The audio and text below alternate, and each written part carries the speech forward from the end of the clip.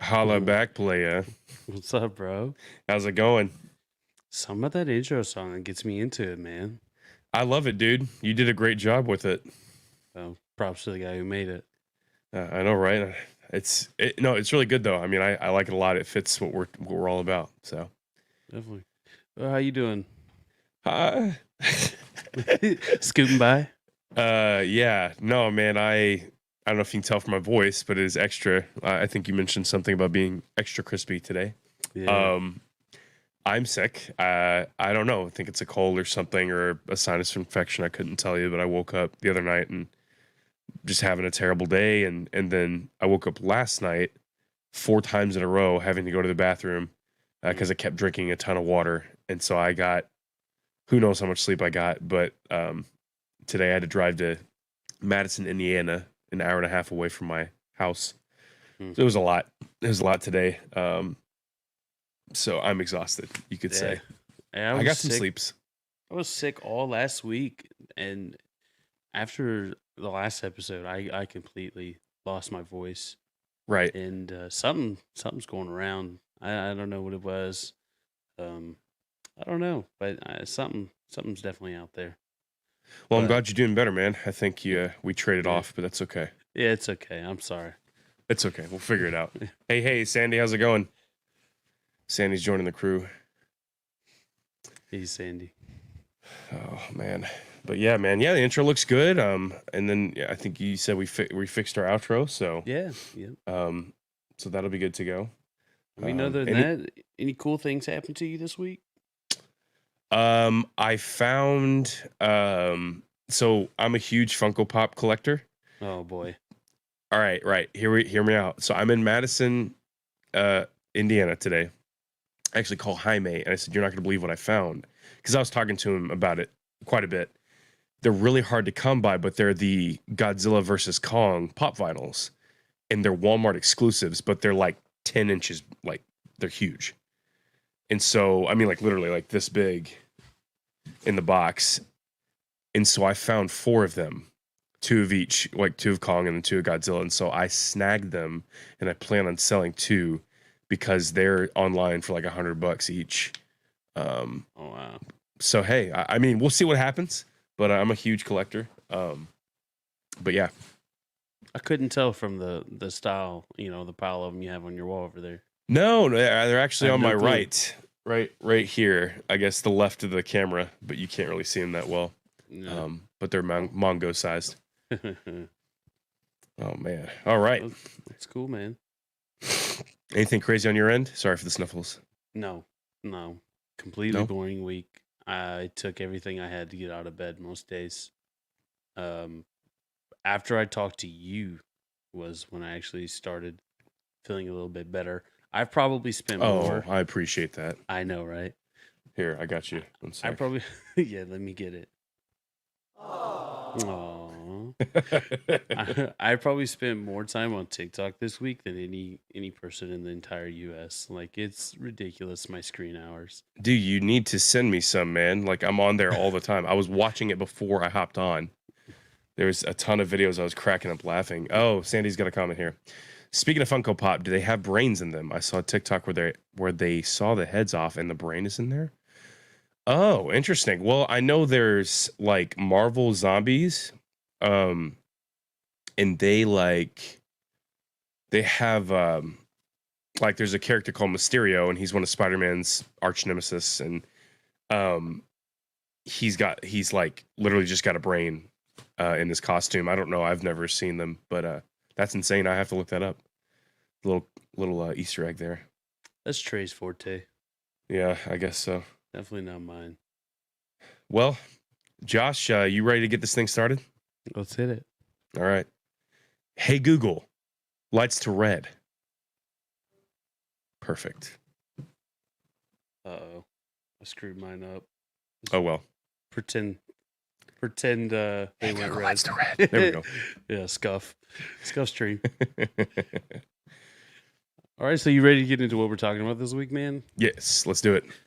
All right, cool. So this week, as if you couldn't tell and watch last week's episode, we're going to talk about Black Dahlia. Now, before we even get going, disclaimer, big disclaimer on this one. The this was pretty gruesome. Yeah.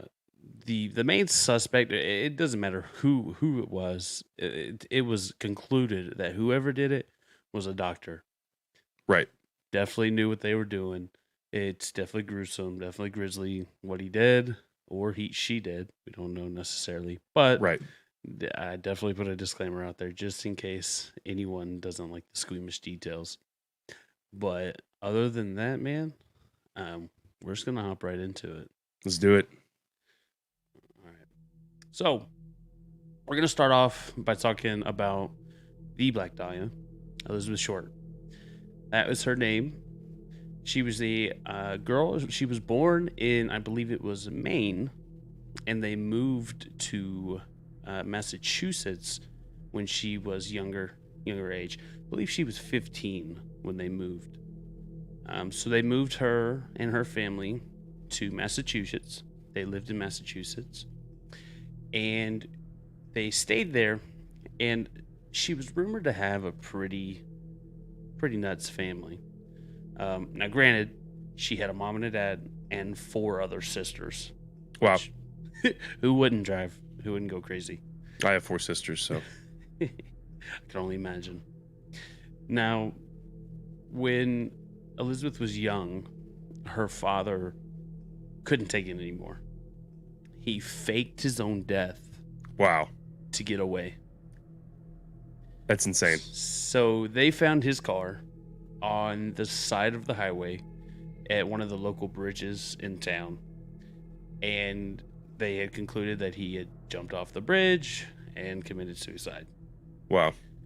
So basically that kind of sent their family into a downspire. From there, Elizabeth's mom moved them into a small apartment. Elizabeth actually had a pretty bad case of asthma, and she couldn't breathe during the cold times. Oh, wow. So she actually went back and forth from Florida to Massachusetts in between the seasons. Oh, Lord. That's a what? Okay. Yeah, car trips, plane trips?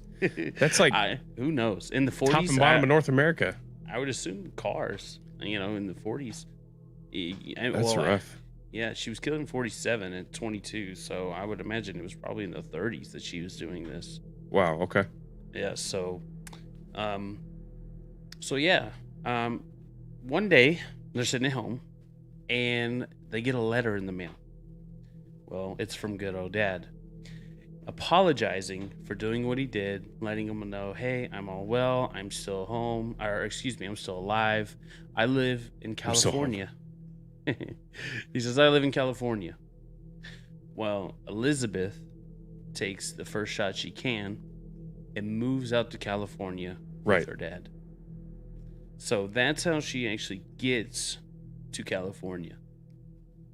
Now, when she gets there,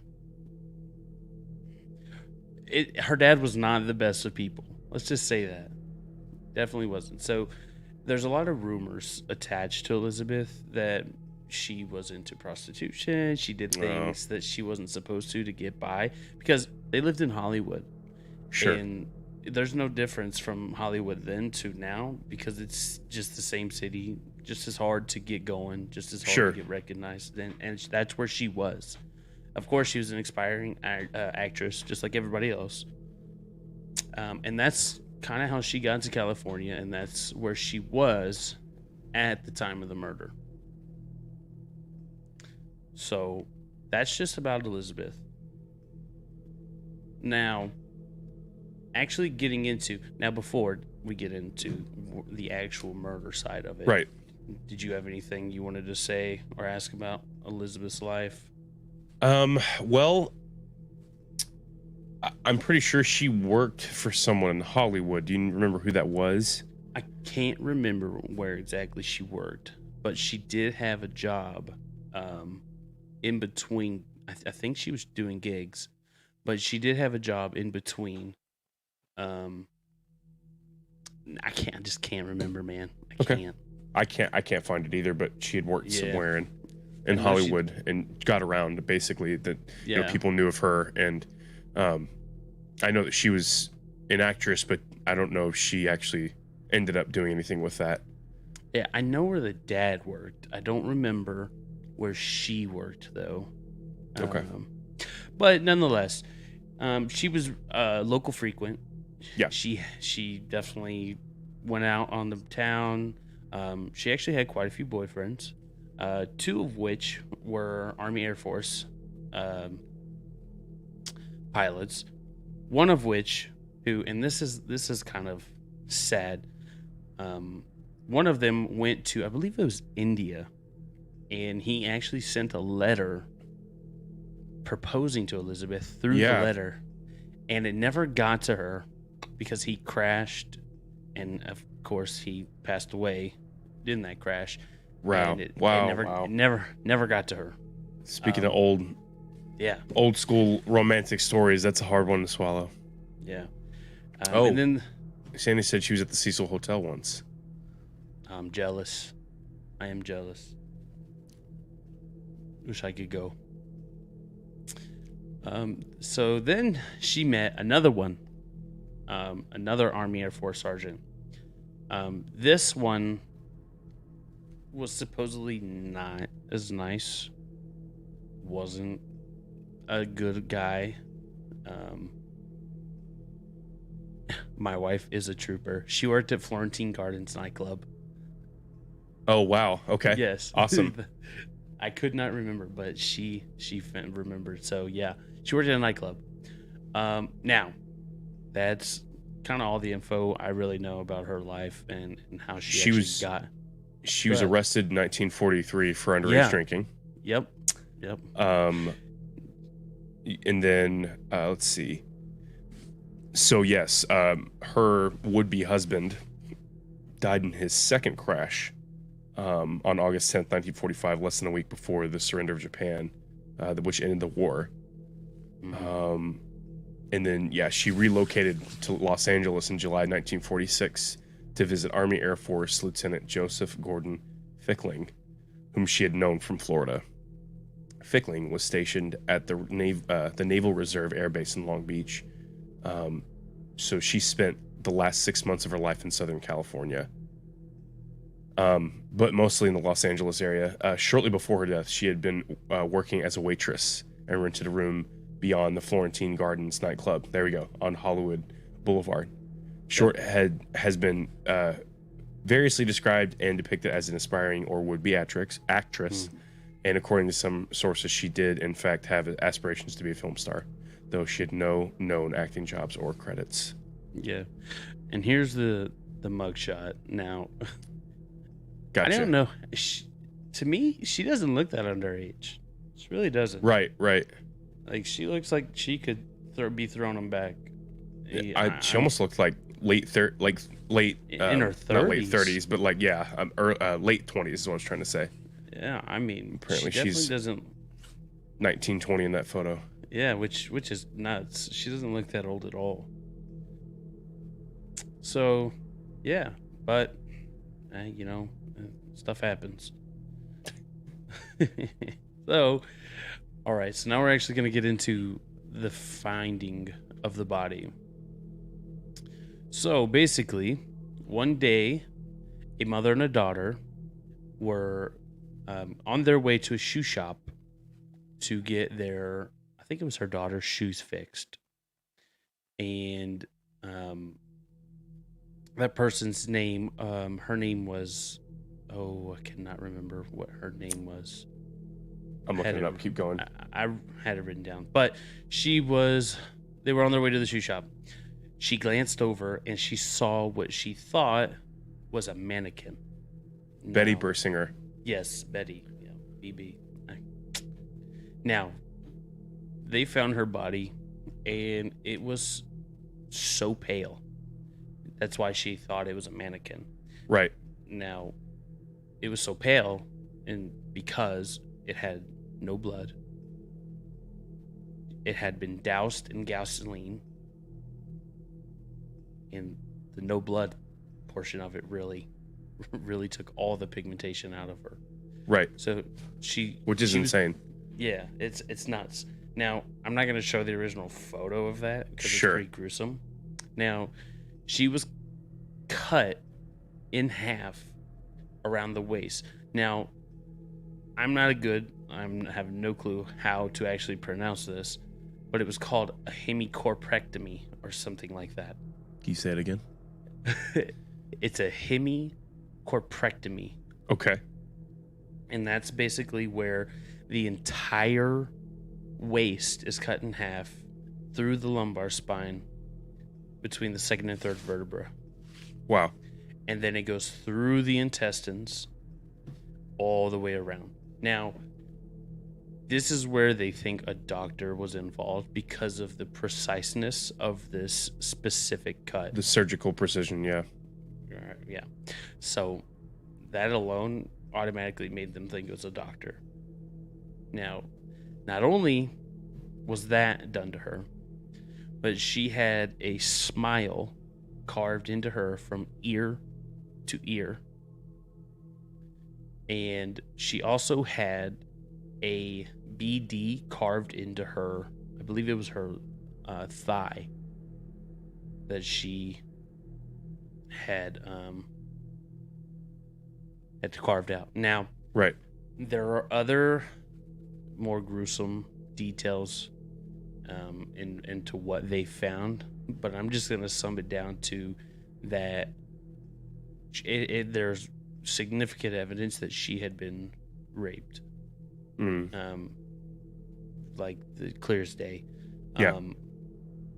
There was also signs of bruising to the right and left side of her head.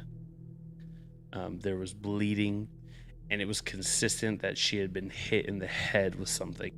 And it was determined that her cause of death was the hemorrhaging from the lacerations to her face. Wow. Which actually sent her into shock. Mm. So, a pretty horrific death, nonetheless. Right. I think they even said that the lower half of her body was positioned a foot away from the upper, and her intestines had been tucked neatly beneath her butt. Yeah. She was posed with her hands over her head, her elbows bent at right angles, and her legs were spread apart. But yeah, that's pretty much all I got as far as the initial scene. But I can talk about the autopsy if you want. Go for it. So an autopsy of Short's body was performed on January 16th, 1947 by Frederick Newbar, the Los Angeles County coroner. She was 5 foot 5 inches. She weighed 115 pounds and had light blue eyes, brown hair, and badly decaying teeth. There was a ligature marks on her ankles, wrists, and neck, and an irregular laceration with superficial tissue loss on her right breast. Newbar also noted superficial lacerations on the right forearm, left upper arm, and lower left side of the chest. Yes, and like we had said, the body was completely cut in half. And like you said, it was hemicorprectomy. Is that correct? Hemicorprectomy. Hemicorprectomy. Yeah. The lower half had been removed by transecting the intestine at the duodenum.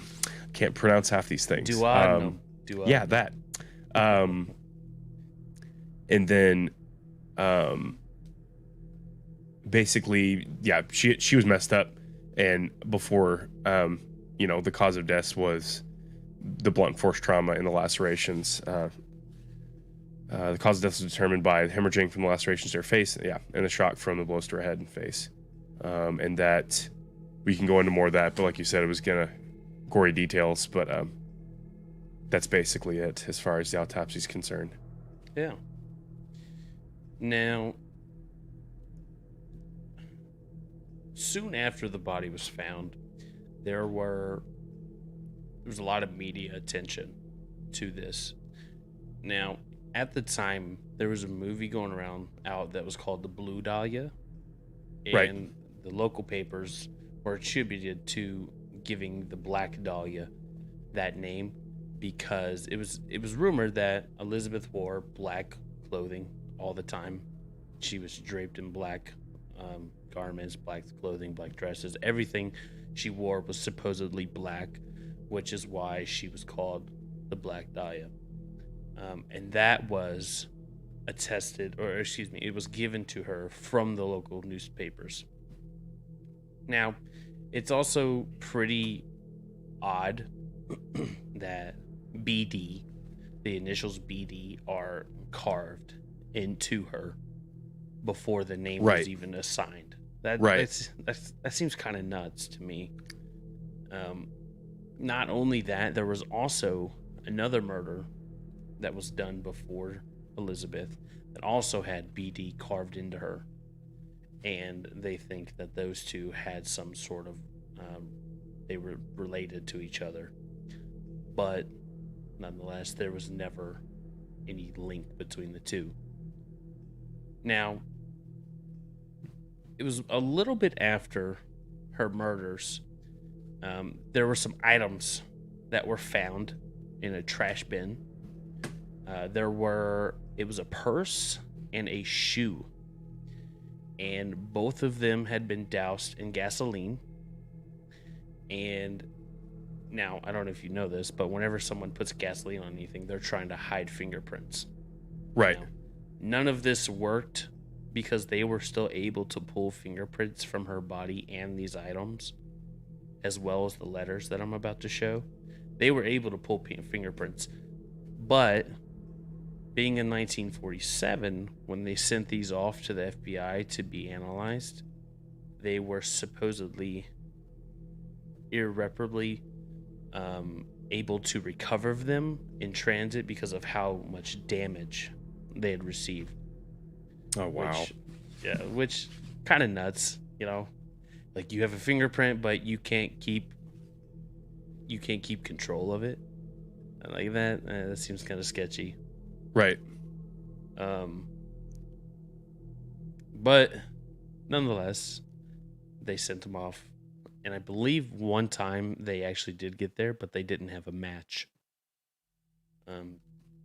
So even when they did get there, it didn't matter because there was nobody that matched the database at the time. Now, when we get into the portion of the letters, I'm getting them pulled up right now so we can take a look. There were 2 letters that were sent in, and the first one was the first initial letter that was sent to the local newspapers, and it was addressed to local newspapers and other outlets, I believe. Getting it pulled up right now. Okay, so this was the first letter that was sent in. Wow, that's crazy. So, typical serial killer stuff. They cut it out of everything and they glued it on there and said, "Here you go." Now, it says Los Angeles. I can't see what that other word says, but that was the local paper. Los Angeles egg. Yep, we're just gonna move on. And other Los Angeles papers. Angeles. Here it is: Dahlia's belongings letter to follow. So, Wow. Along with that letter, it had an envelope which had her birth certificate, her business cards, photographs, names written on pieces of paper, and an address book with clippings. And then it had a embossed plaque on it that said Mark Henson. Now, all of these items had been doused in gasoline. It seems to be the MO for this guy, whoever he was. Right. Just trying to hide everything. But like I said, they were able to get prints off of those. Now, shortly after that, they found a suicide note that was written on a piece of paper that was in that shoe that I had talked about. Right. And basically, the suicide note said, "To whomever it may concern, I've waited for the police to capture me for the Black Dahlia killing, but have not. I am too much of a coward to turn myself in, so this is the best way out for me. I couldn't help myself for that or this. Sorry, Mary." Wow. Now, this was found at The beach. the beach, yeah. So this was found at the beach. There was quite a few other things with it, which I'm guessing the supposed person who committed suicide just ran off into the ocean. Who knows? Right. What's up, Jameed? Appreciate it, man. This is gonna be crazy. But soon after that, another letter came in, and there was now this one in that newspaper is called the Examiner. Just found it. Okay. So there is another letter, and that letter, let me get that one.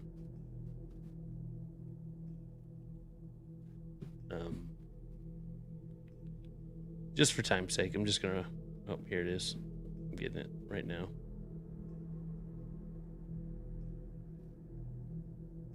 So we've got, breaking it down, we've got a body discovered, sawn in half, drained of blood, her face was put into a smile, the surgical precision done to her body had to have been by a doctor because of the preciseness. Her belongings were given to the police, doused in gas. There were letters sent, and here we are. This is the second one. Yeah, so this is the second letter. So it says, "Here it is." And then he basically put a time that he was going to. So he said, "Here it is, turning in Wednesday, January 10th, 10 a.m. Had my fun at police, Black Dahlia Avenger." So I guess that's the name he had given himself. Interesting. At this point, I think he was just toying with them, similar to the Zodiac. Wow. Just playing with them. So they set cops up at this supposed place he was going to turn himself in. There were cops there waiting, and of course, no one ever showed. So it was about, I believe, 3 hours later, another letter shows up. So this letter says, let me get it pulled up. This one was basically just a big screw you. Man, things just don't want to work. But this one was basically just saying, "Yep, I'm not doing that." It's coming right now. Alrighty. Okay. So he says, "Have changed my mind. You would not give a square deal. Dahlia killing was justified." Wow. So it basically says, yeah, screw that. Not coming in. Now, I think I was gonna say after this, I don't know, what were you gonna get into, Josh? I just don't get how someone could say this is justified. Right.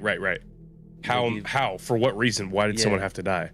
Yeah, like maybe, and even if rumors about her were true, and this supposed crazy person thought that she was doing these things, sure. I don't get why that person would think, yeah, let's do this. But you never know. These people that do these things are nuts. Well, it's crazy because, speaking of serial killers, which I don't know if this person is or not, but regardless, it's a heinous crime. And I was actually listening to Jeffrey Dahmer's an interview by him, and he would basically talk to you and me like all of his things were not justified, but I'm just having a simple conversation. He would describe what he did and how he did it and stuff, and he was so oblivious to the heinous things that he did that it was just like a normal Monday, Yeah, it's just another walk in the park. I just don't get it, man. But yeah, that's the things that draw us to them. So But, you know, nonetheless, you know, these things happen, and you know, that's where we kind of come in to shine the light on the good things in their life. Right. But yeah. So after these letters, it kind of goes cold. You know, I believe at one time it was rumored there were 700 different officers working on this specific case. Good Lord. Wow. So yeah, 750 actually. I lied. There was 400 sheriffs and 250 California State Patrol, and then 100 some odd FBI agents. There was a lot of people in on this. They had posted wanted signs, rewards, all sorts of stuff. It was rumored that they had interviewed over, I believe it was 1,000 people. Right. Interviewed. And what's even more nuts than that is up until this day, over 500 people have confessed to doing it. I was going to say that there was a stupid amount of people, and it's like, there's no way. Yeah. Well, my question is, what is their gain from that? Like, what can you possibly, were they framed? Were they set up? Were they said, hey, let's see what happens? Like, I don't understand what you could gain from confessing to this. Yeah, well, what's nuts is that, one of the main... You're going to get locked up, I mean. In 2003, one of the main deputies who was on the case he was a detective on this specific case, he said it's crazy how easily family members were throwing others under the bus to get, I guess, to go ahead and clear them of all suspicions. Wow. You know, you never know. But, nonetheless, there were 150 that they had narrowed them down to. And then the LA Police Department at the time, extremely corrupt. Extremely corrupt. They were notoriously bad. There was actually a grand jury against them for how bad of a job that they were doing. And in this grand jury, they brought 5 suspects to the table, but did such a terrible job of relaying those suspects that the grand jury didn't feel like they had enough evidence to indict any of them. So, the very first suspect of the entire case was the Army Air Force sergeant, that Elizabeth was last seen with. He was the last known person to see her alive. Now, he was investigated thoroughly because, of course, he was the last person to see her. Right. Passed lots of polygraph examinations. He passed them all. Every single one. His story was that when they were last seen together, they both got drunk, and he doesn't remember. I mean, that's kind of it. But he passed every single polygraph that he was given. So they kind of ruled him out. Now, time goes on. Things are not moving. Things are just not happening. Well, cue our second suspect, and in my opinion, the actual murderer, George Hodel. This guy did it. There's no way. Yeah, this guy had to have done it. 100% had to do it. Now, the only reason this guy even got thrown into the equation is because of his daughter. At the time, the way that the LAPD was investigating, they started with sexual offenders first. Right. So anybody in the area who was a sexual offender, they got interviewed. George Hodel was and did get tried for a sexual offense against his daughter. Now, before we get into that, let's tell who George Hodel is. He was a doctor, extremely wealthy, extremely recognized in the community. Sandy's saying he's guilty. Definitely. Now, he was, and you know what? Let's bring a picture of this scumbag while we're talking about him. Sure. Now, off this picture alone, I can tell you he did it. Just look at him. Oh wow. Okay. Look at that smirk. I mean, Is that the face of a serial killer? look at him, dude. I don't know, bud. I don't know. I think you cut that mustache off, and he looks straight up like a serial killer. I mean, hey, leave the mustache on. Yeah, either which way, he looks like one. I don't know. There's something sinister that looks off about him. He looks nuts, though. But yeah, so famous doctor from, I believe, Russia. They were Russian. Oh, okay. They were Russian Jewish. Totally doesn't look Russia, family. but yeah. Yeah, Jewish family. Russian Jewish family. Extremely wealthy, extremely smart. And I guess that's kind of where he thrived. Now, at the time, he was in charge of venereal diseases in the area. He was also rumored to do a lot of, and at the time, this is what they were called, back alley abortions. Oh, wow. So he was notorious for illegal abortions. Did a lot of illegal things, which kind of got him caught up. So before he even got accused by his daughter, he was investigated and accused to be the killer of his secretary. Wow. So he had a secretary. Her name was Ruth Spalding. He was rumored to have killed her by drug overdose.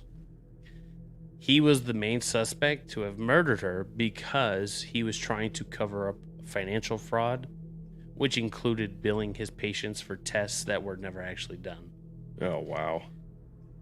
It's also rumored that he had extremely valuable secrets about the police and the LAPD, as well as politicians that were obtaining to the illegal abortions. So he had a lot of things on these specific people and these agencies. Now, he was never charged with this crime, and that case also went cold. Right. Nobody because we're thinking he paid him off. Correct. So now we cue to George's family. George had a daughter and a son. The son, Steve Hodel, right? Correct.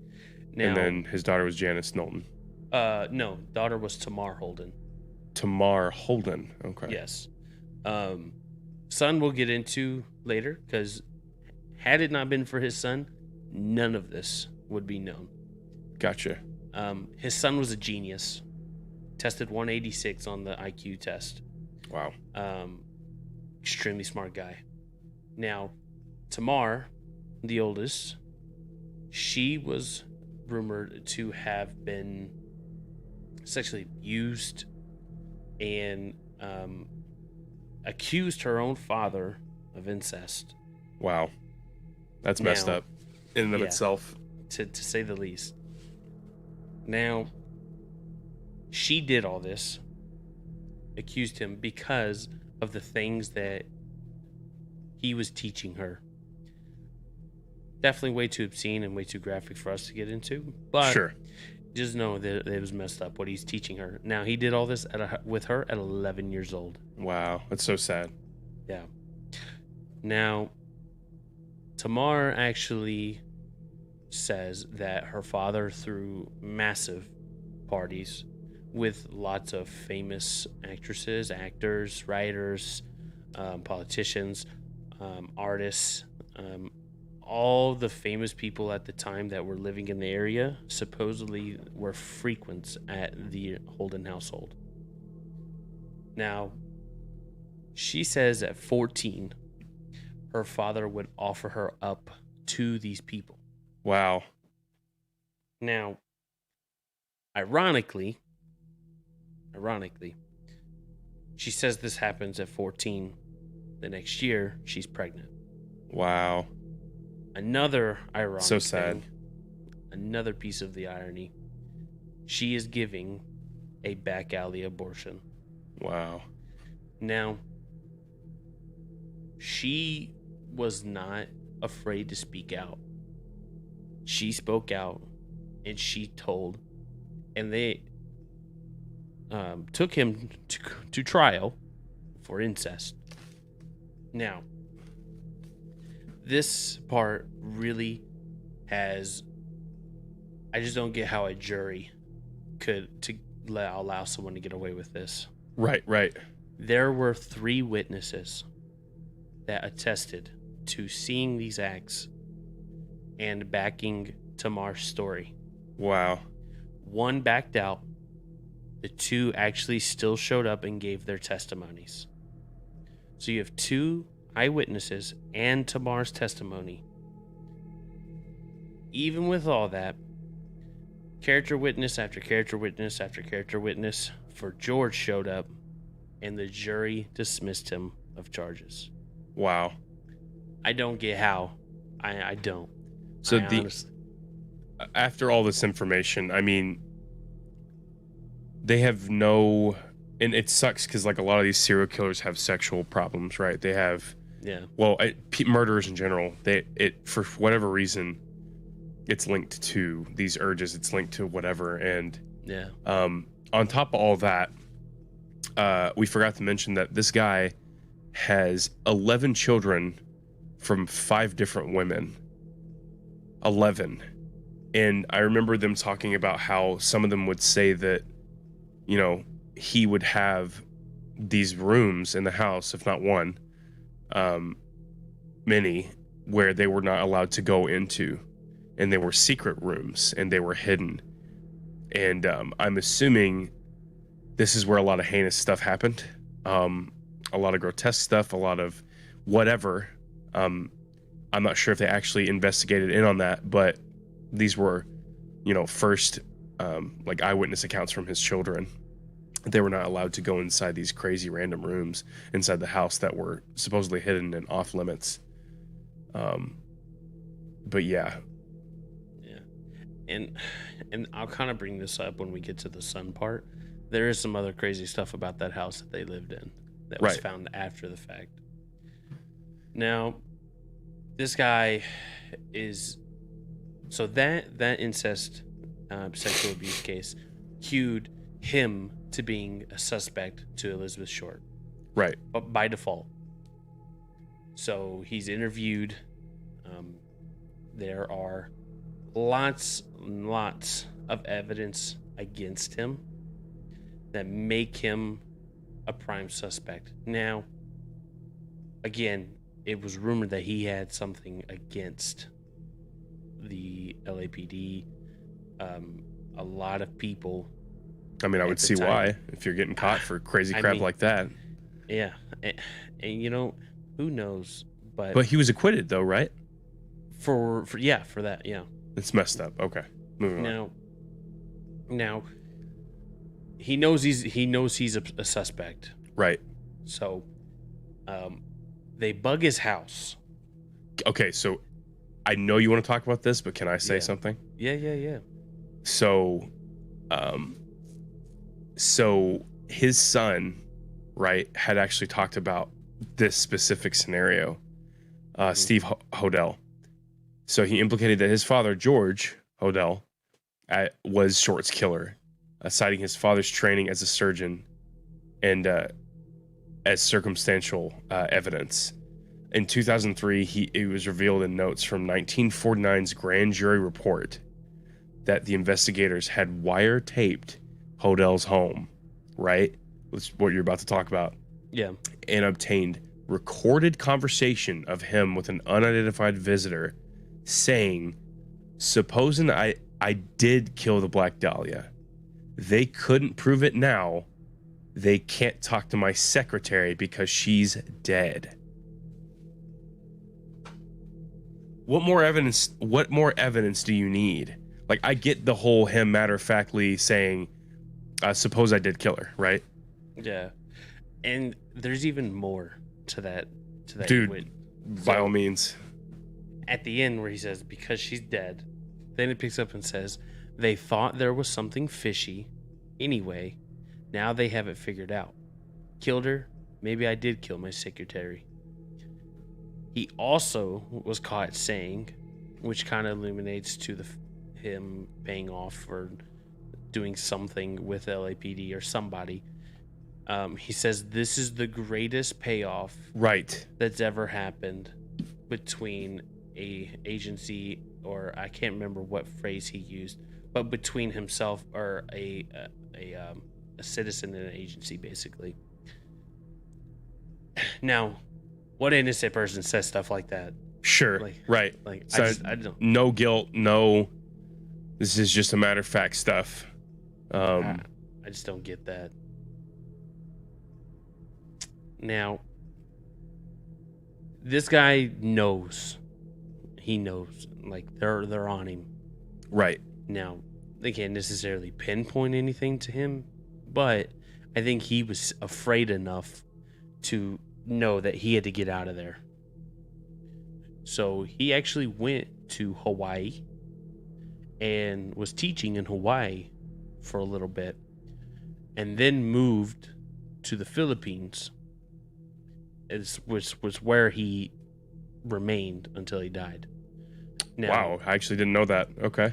his son rumored that he came back, and on his trips back, he thinks that he committed other murders. Yeah. Now his son, this guy's a genius. If he's thinking it, the guy was a former LAPD homicide detective. He had, believe he said he had done over 300 different murders that he had been a part of. Like, wow. there were so, yeah. And if you actually look into George Hodel, he's linked to the Zodiac killer. Wow. The lipstick killer. Yes. The jigsaw murderer. He's linked to so many other murders that they think that he was making trips back and forth between the Philippines and America and committing these murders and then leaving. Now, another piece, a crazy thing that I think is crazy. There was actually a murder in the Philippines that had almost identical things that happened to the specific lady who was found in a lot. It's not a coincidence, man. That were exactly like Elizabeth Short's murder. Now, wasn't this like not even a mile from where he was staying? It was less than a mile. Hello. No one's gonna say anything. How is there no connection here, folks? Yeah. This makes no sense. This is screaming that this dude did it. I don't know what else to say about it. the exact identifying qualities of the Black Dahlia has happened to, I guess, was it a woman? Yeah. Mm-hmm. So not only was it a woman, it happened the exact same way in less than a mile from this dude's house or place, wherever he was staying, whatever. But come on, folks. Now, back to George's son. Again, none of this would have came to light if it weren't for him. Up until 2003, this file was hidden in a filing room at the LAPD DA's office. Oh, wow. No clue that it even existed. And it basically, when they found it, it painted George Hodel as the main suspect. And since then, a lot of DAs, a lot of detectives, a lot of people have come out and said that they have solved the murder and they believe it to be George Hodel. But, of course, he died in 1999. So they can't, there's no one to charge. Now, crazy part, and this is where people kind of get to use their own way of thinking and see what they think. The only reason that Steve was able to link these two together was because of a picture he found in his father's belongings. That's right. Now, I'm going to bring up these pictures. First, I'm going to show Elizabeth. Okay. This is just a picture of just Elizabeth. This is her famous picture. So that is her. Now, the one that we have is not as good as quality, but I don't know. We'll just have to. So I don't know. And unfortunately, I can't show both pictures at the same time. But this is her picture. Now, the other picture I have, and this is the picture that was found in his father's belongings. Oh, wow. Now, at the time, there was a test done, and there was the guy who did it at the time said that there was, I believe, is an 88% chance that this was not Elizabeth. But Steve had somebody with facial recognition software do it, and he concluded that it was a 98% chance that it was her. That's insane. Now, I mean, maybe it was a cover up. You never know. Personally, I don't know if this is her. I don't. It looks vaguely similar, but without smiling, it's hard to tell. You know. Right. I think the hair is similar. I think the facial structure is similar. But could it be her? Maybe. I honestly don't know. Right. Now, I'm glad Sandy said this. I was gonna say, yeah. What is she talking about? I actually haven't heard about this. At the house, Steve asked for, I guess, for the research on the house. Now, they had dogs go out. Okay. And they found human remains. 100% confirmed it was human remains. Okay. Crappy part about this: whoever owns the land will not allow it to be excavated. Of course. I remember this. Yeah. So that's kind of where I think he drew the line. But nonetheless, man. Now, where is this? Where what, the house? Where the human remains were found. At George Hodell's house. So the person who lives there now will not allow the... I think that's what it is. But either which way, someone is restricting it from being dug up. I'm not sure who exactly it is, but I know somebody was not allowing it to happen. So in my mind, whoever's living here, one of two things. They don't want people on their property, period, because I don't want people, right, digging up stuff on my property because it's just weird, first off. You know, it's kind of invasive. But two, they were strategically put there in order to cover everything up as well. And that's why, you know, they were not allowing anyone to come on and exhume anything or, you know, find anything. But I mean, that makes the most sense to me, of course, or they have no idea. The thing is, I feel like they would know moving into this house, hey, a possible murderer lived here. I guarantee that they had to have known somehow. I mean, you would think, but I mean, in today's day and age, I wouldn't be surprised if someone combed this over just to sell a house. But honestly, I think someone maybe tied to a DA, to someone's sure, an LAPD, something had their finger in the pie. You know, some way it's so sad, man. It's so sad that we have detectives and cops and just law enforcement agency, for that matter, that get by doing this stuff. They cover it up. They are paid off. The thing, because it exists. Like, it's not like this, you know, a conspiracy theory, because it actually happens. Like, people are paid off.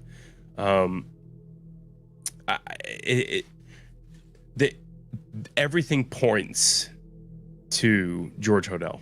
Everything. Yeah. There's no way. We have this guy who is a doctor. He's linked to several other things that he was tried and acquitted for. He moves to the Philippines. Less than a mile from where he's staying, another identical murder happens. What more do you need? What more do you need? He has secret rooms in his house. going back to the surgical precision, I mean, it had to have been done by a doctor. He's the only guy that we know, doctor-wise, that has baggage and a history of crazy stuff. My question is why? Why would he do it? What's the purpose? You never know, man. I don't get it. And I guess that's what draws us. I mean, I don't know about you, but that's what draws me to it so much. Like, just trying to, for a second, understand why someone ticks the way they do. You know, I don't know. I can't. I honestly don't. I don't know.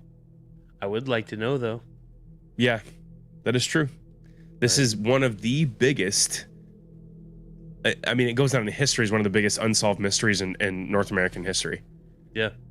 And I think there's a couple others, but this is also one of the most gruesome, right? Yeah. I think earlier, what was it? Sandy was talking about. I'm trying to think. Oh yeah. So the witnesses that found her reported her and then continued on their day. I would need a therapist. Yeah. So, I mean, like, you have people walking up on a crime scene, basically. And, you know, her brain could have been like, oh, that's just a mannequin, you know, just kind of protecting her. And then her realizing, no, that's a body. And I don't know about you, Josh, but I agree with Sandy. I'd be needing any kind of help and most help with that situation, because I personally have not experienced that. Yeah. Walking up on a corpse, especially in that predicament, but that would scar me for life. I'll tell you that right now.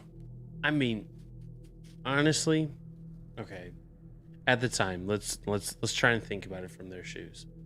It's the 47. It's 47. We just got out of World War II. Right. I mean, I'm pretty sure the economy was in a decent state at that time. So I honestly attribute it to more of a shock factor. I don't think she believed what she saw, because honestly, she attested to thinking it was a mannequin. And I mean, if I saw somebody that white or something like that, I would maybe think the same thing. I think, yeah, because it goes to the fact that, like, it was just not, this isn't how a human's supposed to look. Yeah. This, I mean, splayed out like this, drained of blood, smiles on her face that were cut into her. Yeah. I don't know. It's just so sad. And plus her proportions, you know, for her body were she was posed like, whatever. Her hands were over her face and stuff like that. And also, it being the 40s, you know, the only news back then was through newspapers, and, you know, there was nothing compared to what we have now. You know, I can sit here and rattle off serial killers for days. Right. I'm sure back then it was probably not nearly as a occurrence as it is today, which is sad. The fact that people can get off with such heinous crimes, I mean, even today, right? I don't know if there's, you know, recently crazy stuff that have happened that this drastic, at least, that the police have been paid off and they got away with it. But wouldn't surprise me. Going back to George Hodel, Sandy says, I mean, we have his own son who suspects his dad. Like, the person you helped give birth to is suspecting you of the murder. And he's an investigator, right? It's not just some, hey, I think my dad did it. It's, no, the facts are here. So, I mean... and the crazy thing is he was 5 when it happened. So this guy literally had to sit down, come to his own conclusions, and there was, I mean, I'm sure there are things in the household that he probably could have attributed to his way of thinking. Sure. But, I mean, do you remember most things that happened when you were 5? Not at all. You know, it's just, it's crazy. If he's willing to go this deep, and clearly they had something to attribute. I guess we will never know. Yeah, true that. Well, Josh, I think it's been real. Just talking about, again, one of America's craziest murders and unsolved murders and gruesome murders. Is there anything else you wanted to add about this situation that we haven't talked about already? No, man. I just hope one day maybe some light will come to it. Maybe the son can actually get done what he thinks. And, hopefully. Well, I don't think. Well, when was the last time they tried to go to the house to try to find the? I think it stopped in 2007. It's been a while. Well, I don't know how human flesh and stuff like that deteriorate, but I don't know if they're going to find anything. I wouldn't know. I wouldn't put it past a dog. Let's just say that. That's true. But it's just one of those cases, man. You'll never know. We may never know. But all right, guys. Well, thank you so much for coming on tonight and being with us here on Unopened Files. We went over the Black Dahlia. Tell us what you guys think. Before you guys leave today, hit that like button and that share button. We really appreciate your support. Thank you guys so much for blowing up the comments. This is definitely one for the books. We may never know what happened. It is a very devastating story, but we all know George Hodel did it. So moving forward, guys, we got some crazy stuff coming up. But please tune in every Tuesday night at 9:30 p.m. EST, 8:30 p.m. CST, and come hang out with us here on Unopened Files. But with that, Josh, do you have anything you want to say before we close out here? Yeah. If you can't catch us here, I've been working really hard at this. We are on Spotify. We are on Breaker. We are on Anchor. Ooh. And we're soon, excuse me, soon to come to Apple and literally any podcast, any. You'll be able to find us. Just search Unopened Files, and we'll be there. Also, hit up our YouTube channel, Unopened Files. Be there too, just in case you miss an episode. You can't miss us. We're everywhere. So basically, if you can't find us, that is your fault, because we've done all the steps we can to make sure that whatever streaming platform you use, you're going to find us on there. So stay safe, stay healthy. Hey, keep opening those files. See you guys. Take care. Have a good night.